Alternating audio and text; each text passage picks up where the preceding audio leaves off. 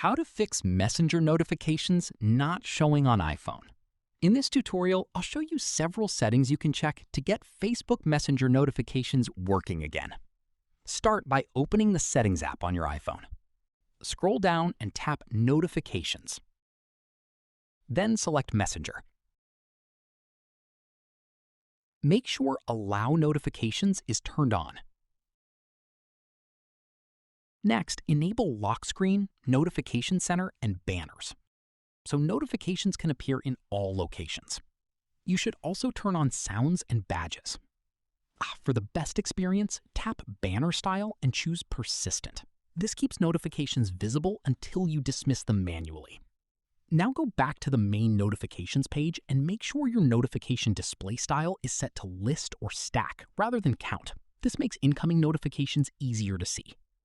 Now open the Messenger app. Tap the menu icon, then tap the Settings. Select Notifications and Sounds. Make sure notifications are enabled and confirm that message alerts, calls, reminders, sounds, and other notification options are turned on. If Messenger notifications are still not working, try restarting your iPhone.